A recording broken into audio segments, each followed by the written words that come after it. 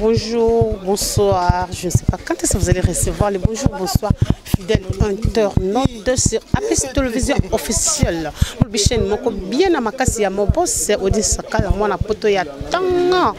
On lui prend le premier fils du roi. On lui a donné Sakala, moi, na papa, la fille à papa, pardon. Et mais son abino bolinga kamingi, songi, monde. Oh, ils ont mis moi, nanga, moko le ragilabo, Barcelone de la presse, autrement dit, trop matata. On lui le ragilabo, système qui songi, monde, tout quitter, bien, na katia, commune à matete.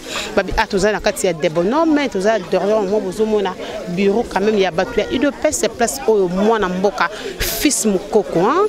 Fils mukoko azali lelo alinga pesa position na ye alinga loba par rapport ya nyos oyazo mona ezoleka na kati ya ville ya Kinshasa. Mais vraiment derrière moi je vois mon équipe technique nyos na pesibino bambo te ma tantine chérie tantine Ablavid Jokoto balobi papa Eric Tola balobi rebili ngundu pour s'abonner massivement na kati ya Aplis Télévision Emmanuel célèbre Gédorina Mambweni pour s'abonner massivement balobi tozo kota siko na kati awa to mekazino koyoka fils mukoko abombeli biso nini surprise nini au fils mukoko abombeli biso ba bijiste mbokino na kati ya France Emmanuel balobi Emmanuel célèbre pour la dignité papa Samuel Foot na kati ya Angola sponsor officiel. Merci beaucoup Tokota. Merci beaucoup la presse de la liberté. J'ai l'honneur de vous recevoir aujourd'hui dans ce qu'on appelle l'état-major politique de l'armée des bâtisseurs tisserédistes. Ce n'est pas un parti politique, c'est une association pour soutenir les chefs de l'état des droits, les chefs de l'État, mais sans fanatisme. À mes côtés, je suis entouré, vous voyez, de la secrétaire générale adjointe Dori Mukendi et celui que j'appelle le combattant de tous les jours, ange de la démocratie, Blaise Loumou. Nous sommes là, à part les membres de l'armée des bâtisseurs tisserédistes, nous avons eu le temps de faire notre recrutement chez les mamans veuves, les mamans qui ont perdu leur partenaire dans la lutte. Mon point de presse d'aujourd'hui, c'est quand je l'ai fait, donc je l'ai fait comme gardien du temple de la démocratie, Tshisekedi du Nouveau Testament, juriste malema congolais, Amatala Koufa en Zoulou, c'est-à-dire l'homme qui est prêt pour les sacrifices de l'air du Sphinx. L'actualité, c'est la vie courante des Congolais. Je commencerai d'abord par un premier point que je vais évoquer. Dépenses exagérées dans la présidence.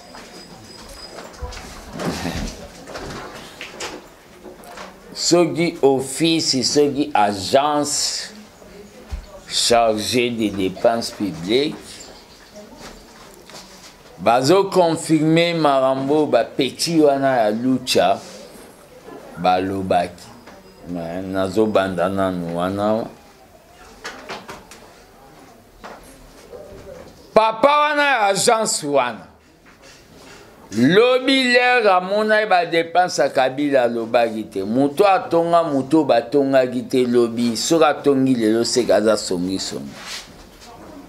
C'est qu'il a démontré devant l'opinion oyo babengi kabilisme eyo eza na sani ba olongola papa ozonga na bande touche. Quand Fati a déclaré devant le monde abeti voyage à Zong Simbongo yo muto a dépense publique olobaki te topema 18 ans Kabila totikala koyoka te dépense publique opesa biso rapport lelo ndoko opesa zo dépense publique ndoki olongwa opère de la personnel totikelo moi temps olongwa tu as démontré que tu es un adepte de la religion Kingakati. Place Neza Olongo. La version de l'armée des bâtisseurs Tshisekedi, c'est l'Asbel que je suis en train de diriger avec des belles demoiselles, maîtres, avocates. Tozanan. Biloba loba. Olongwe.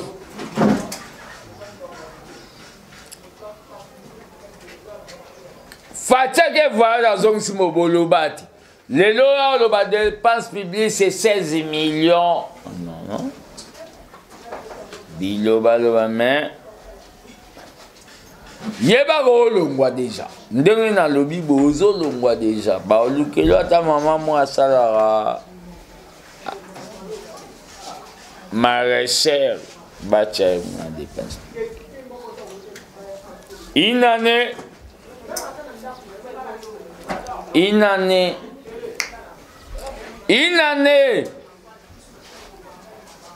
y a mandat ya président. Et Lukamba zéro compétence. Mais c'est ça non. Zéro compétence. Et Lukamba zéro compétence. Le président de la République doit prendre les mesures qui s'imposent. Il doit révoquer les messieurs en question Pépé Lukamba selon l'armée des bâtisseurs, un mouvement politico-social pour qu'il nomme un informateur, j'espère un informateur pour qu'il aille identifier sa majorité, qu'on puisse avoir un Premier ministre actif. Lukamba c'est un vieillard, c'est un pépé, c'est un cocoba, c'est un papa coco. Il a démontré noir c'est blanc, il n'est pas capable de soutenir le président de la République dans l'exécutif. Je vous ai appelé aujourd'hui tant regarder le temple, tout simplement pour donner les orientations de la politique, parce qu'il y a beaucoup de gens qui ne comprennent pas qu'on leur a donné les attributions, mais ils sont dans ce qu'on appelle la routine, les kabous et les kabous de consommateurs. Une année, l'armée des bâtisseurs tshisekidistes, comme ça restait dans l'histoire, dans cette année 2020, va donner ce qu'on appelle, il avait donné le diplôme de mérite comme évangéliste de la libération Mukuna. Les gens n'ont pas cru, mais Mukuna, c'est les martyrs littéraires des Congolais. Bah, pasteur Toubocha, Sony, qui nous occupé, il y a la fille de Sarah, Kiziamina, Bouchabou. On a l'unique pasteur qui ne prêche pas. Il nous prêche Bilea Molimo, c'est-à-dire on doit être maître de ce qui est sur notre terre. C'est évêque pasteur Mukuna que je propose. Il y aura une croisade d'éveil patriotique au stade des Martyrs, là où nous allons motiver les peuples. Là où nous allons activer les peuples pour marcher sur Kingakati. Que Kabila soit hors d'état de nuit. Kabila Kima, surtout moi, on a matin un tapis rouge. On ne peut pas laisser Kabila fuir avec son fils parce que son fils peut revenir. On doit maîtriser son fils. L'éveil patriotique, je suis très ravi de la libération de pasteur Mukuna. Nous étions là, l'armée des bâtisseurs, nous avons salué Mami Chibola, Luka Kop, Bandoun des Ana, Ndili Brasseré, Tekarandunda, Naminito Tolati Kaleswabi Bende, Fongo les Epanza. Une année. Mais dans une année du président, l'armée des bâtisseurs va décerner des diplômes de mérite, nous avons donné à Pasteur Moukou. Sakombi de l'INC, à cause de diplôme, il y a armée des bâtisseurs, nous allons vous demander de nous suivre. Sakombi de l'INC de Kameg, à cause de diplôme, pour et le oiseau sala oyo balobi récupéra ya bandaku ya ba ancien dignitaire et ça abiso loisir et ça abiso bien et puis ça abiso goût. Sakombi a gozwa diplôme. Bodwe mayo a gozwa diplôme. L'effet gasali o ba bengi pas question bobi misambo na banque. Et comme il y a la présidence de la République, on a ces diplômes. Diplôme de mérite pour la bonne gouvernance. Abet. Na ba journaliste, na musala bosali, na négligé binote, mais au peuple andimi, Israël, sang, bosso na politique, azo zwape diplôme na. La voix du peuple. Et créer jalousie, nazo pesa Israël diplôme. Mais na IDPS vraiment nazu batumi balé ayen c'est pour moi muta sentiment na liage pas mutute. Sylvain Mutombo, ministre auprès du président de la République, yepe azozwa diplôme nae pour na mambasala pour na ancien combattant nainane. Tous les ministres abotana nuboye Torotimbe la rendement na bino de bosalaki potoyeba potomoni bino. Ministre Affaires étrangères, j'ai oublié, selon le comité national, Mama Tumbanzeza azozwa diplôme na magé bazote emele pona mamba passeport, yé pas sa diplomatie au babengi convaincante. À cause du diplôme, donc diplôme pour l'année, na décembre, mettre le boulet en haut. Israël, Mutombo, Sylvain Mutombo, Sakombi, ministre ya Marambeta Mabele, na va bengi Bodwe Mayo, ba diplôme na bango, nanani. Ministre au Babeni Affaires étrangères, maman Nabiso Tumbam. Todo pesa ba diplôme. Diplôme maneza et outé pas peuple selon sondage armée des bâtisseurs et salak. Les problèmes, il y a Rwanda. Fayoula Lobaï Maramo Boye à l'obligé, non. Ambassadeur au Rwanda, on a un poli photo bengana. Na côté li faille. Totika waposo muninga za na parti oyo maramba lobi même a lobi nzamba za nzambe yo lobi te satan ande nzambe te ngana biso na armée de bâtisseurs to ya maman ya bon te blé il faut pas benga un ambassadeur à wana est-ce que one day ya na balo soir Bobenga, mamana ba grand la Bobenga l'ambassadeur à Rwanda. Bazolu Kababu ma docteur mu wana réparation des femmes. Rwanda.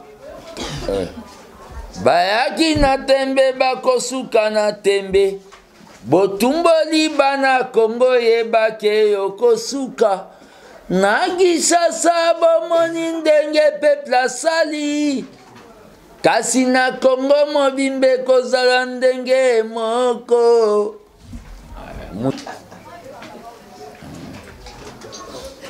Rwanda sur le champ pardon ambassadeur fazonge pana na mon intérêt tous en Rwanda. Il y a un problème à Kingabwa, soi-disant que l'IDPS l'écrite des mercenaires.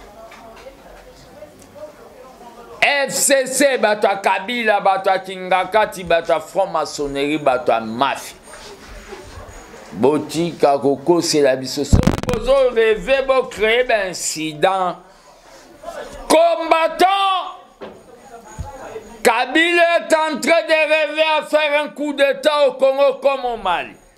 Mais c'est un rêve, ça restera dans son lit avec sa femme Olive Lim. Vous rêvez debout. L'IDP, c'est un parti dans ses fondamentaux, c'est ça. Dans ses fondamentaux, c'est un parti non violent. Nous avons notre principe de non-violence comme cheval de bataille des politiques. Nous avons eu le pouvoir avec une victoire, tout gagner en haut, mais nous n'avons pas voulu être toi que je me mette. Nous avons travaillé avec les Moura que Kabila avait raté comme garde républicain. À quoi sert aujourd'hui, nous, l'IDPS, nous devons recruter les gens pour les former dans une parcelle à Kingabo. Ne nous cherchez pas de problèmes pour faire un coup d'État. Et le coup d'État que vous êtes planifié à Kingakati, c'est un coup d'État raté. Ça ne va pas tenir. Nous allons vous repousser, vous brûler dans la justice populaire. Vous savez bien que l'IDPS, le pouvoir de Kabila pendant 18 ans, a multiplié les faces de l'IDPS. L'IDPS, Tibala, il y en a. L'IDPS, Kibasa, il est dans les positifs. Nous allons nous réunifier. L'IDPS, du peuple de Moubak, il y en a. Il y a l'IDPS, l'IAO, l'IDPS. Pourquoi vous nous accusez, nous? Nous sommes menus. Nous n'avons pas recruté les gens. Nous avons la confiance aux gardes républicains qu'on appelle des mours. Laissez tomber avec vos scénarios de théâtre, de Maboke théâtre, de chez nous. Ouais. Groupe Salom. C'est ça. Nous, l'IDPS, nous sommes un parti politique qui est au pouvoir. Nous allons conserver le pouvoir parce que nous allons gagner les élections. Vos histoires de Kingabouala, arrêtez les gens que vous avez arrêtés, ce ne sont pas les membres de l'IDPS. Tant que gardez du temple, je donne la précision. Toujours, ce qui se passe à Kasumbalesa. Augustin Kabouya, le secrétaire général, entre guillemets, j'étais très étonné de voir qu'on me présente des secrétaires généraux adjoints. L'anarchie à l'anarchie. Président AI, secrétaire général AI, secrétaire général AI, président de la Ligue des jeunes AI. Le parti devient AI. Marambouana, je suis fatigué. Je suis fatigué. Oh, comme les Ivoiriens. À Kasumbalesa, je vous donne la version normale. Braquez bien vos caméras. Tiswaka, c'est un combattant qui a donné sa vie pour l'IDPS. Les problèmes des bilans, c'est-à-dire quand le pouvoir est devenu, il y a Blaise Ifazo Ambongo. Ça commence, s'il vous plaît, ça a commencé depuis Iferi de Ngunza Kalibo. Mais vous connaissez, je vous donne l'histoire. Tiswaka, que Kabouya est en train de chercher à sacrifier. C'est un combattant qui a donné sa vie pour l'IDPS.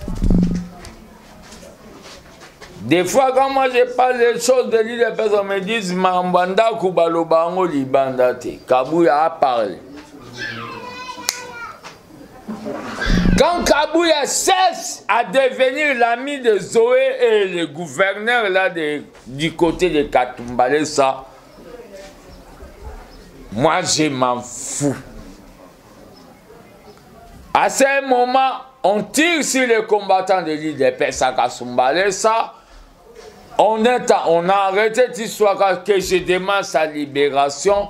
Que tous les peuples de Kasumbalesa se mobilisent comme un seul homme. pour la libération. Qu'est-ce qui s'est passé? La vraie version. Les combattants, comme tout Congolais du Nord, du Sud, de l'Est et de l'Ouest, comme tout Congolais, quand ils voient la fraude, ils peuvent dénoncer. Les combattants ont vu des tenues venir du Zambie, des tenues militaires. Des tenues militaires là, allaient où? C'était sous la commande de chef suprême des armées qui est Fati. Non. Ils ont arrêté les tenues. Les pauvres citoyens, ils ont arrêté les tenues. Quand ils ont amené les tenues dans leur permanence de Bilanga, un commandant est venu pour récupérer les tenues. Ils ont dit au commandant de signer la décharge. Et le commandant a signé la décharge. Les FCC, Diabolo, Satan, Machiavélique, Lucifer, ils ont pris cette image pour dire que les combattants de l'UDPS commencent à faire la loi au Katanga. Isaac, le président de Bilanga, quelqu'un qui est mené, qui est sans armes, comment il peut aller imposer aux 11 services qui sont dans la province de Kasumbalès?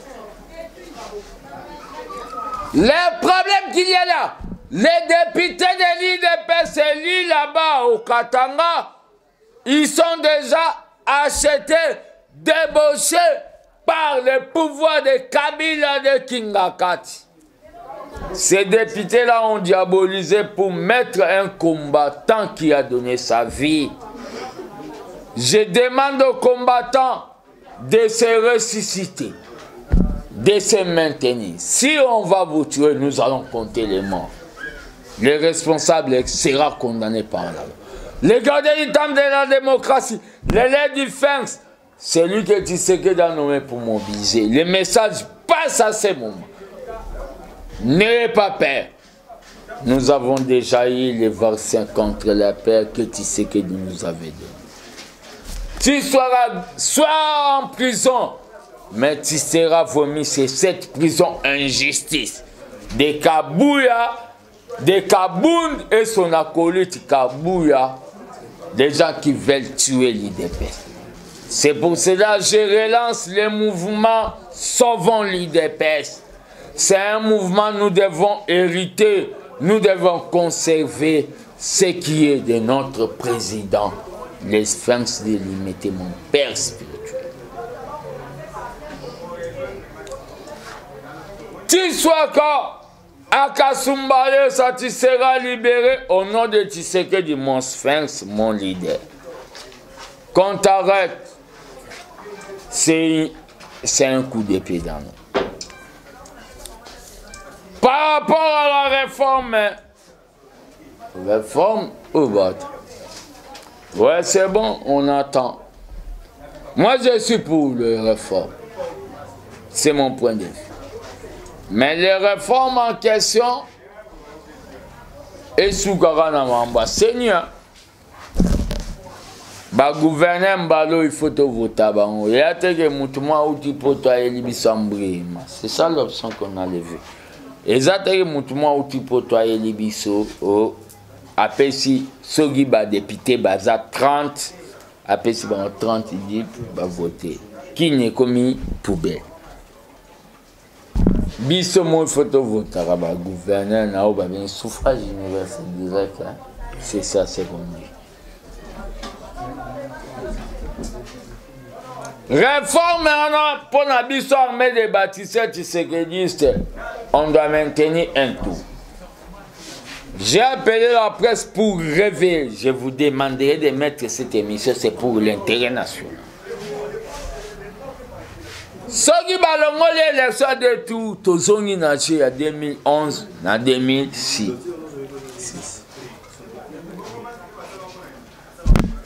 En 2011, Batrisha. 2006, Batrisha. 2011, Batrisha. Gizenga epa mbemba alobi mwana olobi nini mwana alobi soki nazwi tokosolo. Bon, zela na kopesa réponse na soi. Même pas tata Gizenga fa patriarche akepa Kabila. Aebisi Kabila olobi ni Kabila bi zala kalne vi na nommé au premier ministre malgré âge na osas. Mbamo Kabila nommé Gizenga pesi 4 bassins à ma famille ya or. Gizenga lera bimira alobi Palou te voter moi. Palou tata Mediza moi. Mbemba Kabila na boule na ye akanisa que il a changé code. Pas de tout à tout unique topel. Kabila na minute batwana makamba il y a des tours. Totika na combat gage. Peuple fongola misu sauf dans une a des tours. To kende fatia bimi bête moi bimi neti faulu. À part ça mususu abimi basangani mbamo topel. Les élections un tout. Nazo zonga na mamba faulu. L'armée de Baptiste Tshisekedi accuse Fayoulou. Accuse, porte plainte. Fayoulou, il faut moi signer à ça l'attention. À quoi on a un problème à mon tour? N'importe quel limbi, Fayoulou a banni so compliqué bisouman. Alors, big biso tolia dit 400 millions de dollars. Nalobi boy. Excusez, laissez-moi le bruit inutile. Fayoulou. Na comment repé manatala ravie na dit Martin Fayoulou na compris na raison.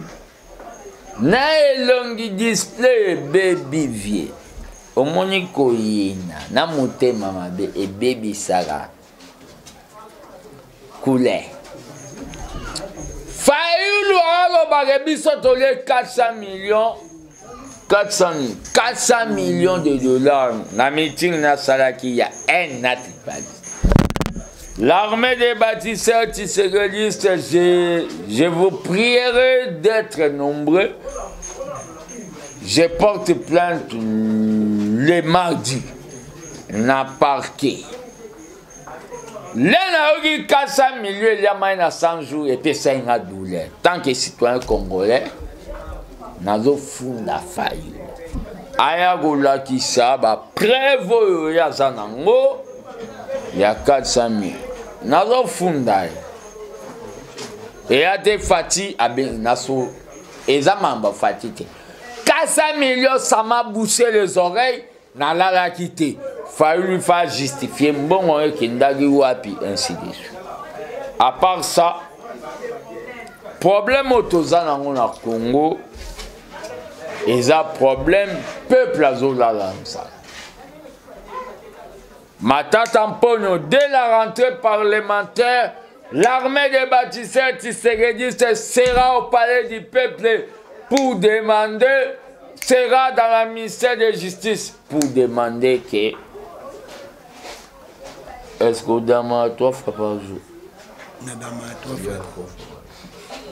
Makambo na zoloba bayela biso bukangalozo. Toloni ndunda boti université Mapon. Matata Mponyo ba okangai. Il faut justifier biso. Je suis très ravi, ça c'est un mouvement politico-social. Armée des bâtisseurs tisseredistes, la secrétaire adjointe, c'est Maître Dori, c'est une avocate, un juriste. Je suis avec l'ange de la démocratie, parmi les gens qui sont fidèles vis-à-vis de moi. Le combat de l'IDPS, c'est ça le moment. Kolongola ya pite ya kabundu na kabu ya na commission. Na lo bilan. Le président aime les partis. Kabouya Kabounde, bon, Kolo Tonga, Wotoli Tonga. Bozonga na parti, bo organiser parti, bo redynamiser parti pour toi un objectif à 2020. Exactement, bo bando piéger Babilo au monde, bozonga non, bato pe bake, na pesi bango félicitations, Mokako soit Peter Kazadi, Mokako soit Tete Kabwa, Mokako soit Patriarche Titengezu. Mokako zwa Joana o wana muluba wana wala mamba sans chou. Nde batindi bino wana c'est bon. Je souhaite au babeni ba bonne guérison. Na o babeni les pacificateurs jusqu'à présent le directeur du cabinet du chef de l'État Vital Kamerhe. Que nous ne souhaitons pas sa mort, mais la justice fera son travail dans son temps. Je souhaite bonne guérison. Nous sommes dans les caches Fatih Vital Kamerhe. Que cette coalition reste à jamais. Parce que sans cette coalition, nous n'aurons pas eu le pouvoir. Mais à travers Fatih Vit, nous avons eu le pouvoir. Que les démons de la séparation se dégagent. Merci, je vous dis.